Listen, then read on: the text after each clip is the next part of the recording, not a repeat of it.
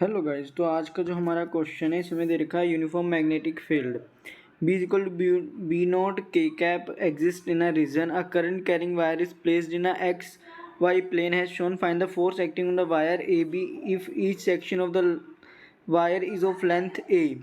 तो हमें यहाँ पे गाइस वायर की लेंथ भी दे रखी है।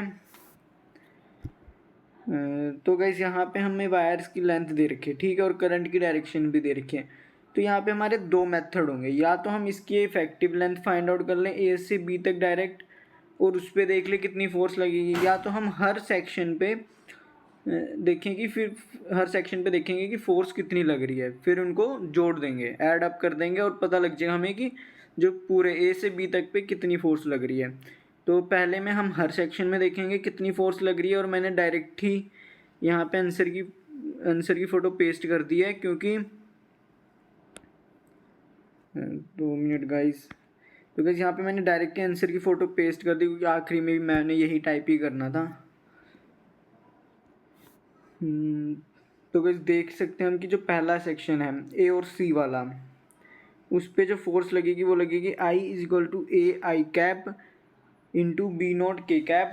तो यहाँ से अगर आप राइट हैंड थंब रूल भी यूज़ करेंगे तो आपको जो फोर्स आएगी वो आएगी नेगेटिव जे में, है ना गाइस। आप राइट हैंड थंब रूल का यूज़ कर सकते हैं। करंट की डायरेक्शन में पाम रखना है, फिर उसको मोड़ देना है मैग्नेटिक फील्ड की डायरेक्शन में, जो कि आएगा, थंब डायरेक्ट कर देगा हमारा नेगेटिव वाई में। तो यहाँ पे हमारा जो फील्ड आएगी वो आएगी, सॉरी फोर्स आएगी वो आएगी नेगेटिव जे कैप में। इसी तरह गाइज हमें बाकी सबके साथ भी करना है, और क्योंकि गाइज इसमें सब में ना मैग्नीट्यूड सेम ही रहने वाला है, ठीक है, क्योंकि करंट भी सेम फ्लो रहा है, मैग्नेटिक फील्ड का मैग्नीट्यूड जो होगा वो भी सेम रहेगा, और लेंथ वायर्स की सेम ही है। तो हम देखेंगे फोर्स किस डायरेक्शन में लग रही है हर में। तो अब सी डी में देखेंगे तो इसमें फोर्स हमारी लगेगी, अगर हम फ्लेमिंग राइट हैंड रूल भी यूज़ करें और फ्लेमिंग लेफ्ट हैंड रूल भी यूज़ करें तो हर केस में फोर्स की डायरेक्शन सेम ही आएगी।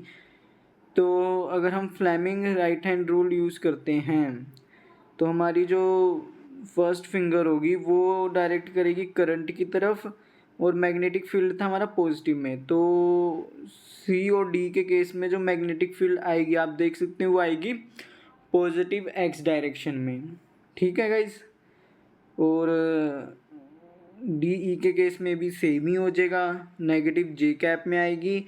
और ई और एफ के केस में जो मैग्नेटिक फील्ड होगी वो आ जाएगी माइनस आई कैप में, और एफ और बी के केस में जो फोर्स की डायरेक्शन आएगी वो आएगी माइनस जे कैप में। तो इन सबको प्लस कर देंगे तो जो हमारा नेट फोर्स आएगी वो आएगी -3b0 आई ए जे कैप, ठीक है गैस, यानी कि माइनस जे कैप में लगेगी।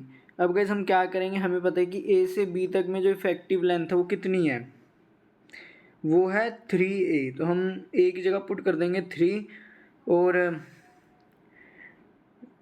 बी की जगह हम पुट कर देंगे बी नॉट के कैप। तो यहाँ से भी जो हमारी नेट फोर्स आएगी ना वो आएगी -3a B not I J cap. तो जो कि गाइस इस क्वेश्चन का आंसर, क्योंकि आप एक चीज़ तो देख ही सकते हैं कि इस वाले केस में सी डी के केस में जो हमारी फोर्स आ रही है किधर आ रही है, वो आ रही है गाइस पॉजिटिव एक्स में, और इस वाले ई एफ के केस में जो फोर्स आ रही है वो नेगेटिव एक्स में आ रही है। तो ये दोनों आपस में एक दूसरे को कैंसिल कर देंगे, जो कि आप देख सकते हैं, बाकी हमारी ऐड अप हो जाएंगी जे डायरेक्शन की, जे कैप की डायरेक्शन में जो फोर्स हैं। तो ये है इस क्वेश्चन का आंसर, और अगर आपको कोई डाउट है तो कमेंट सेक्शन में पूछेगा। Thank you guys.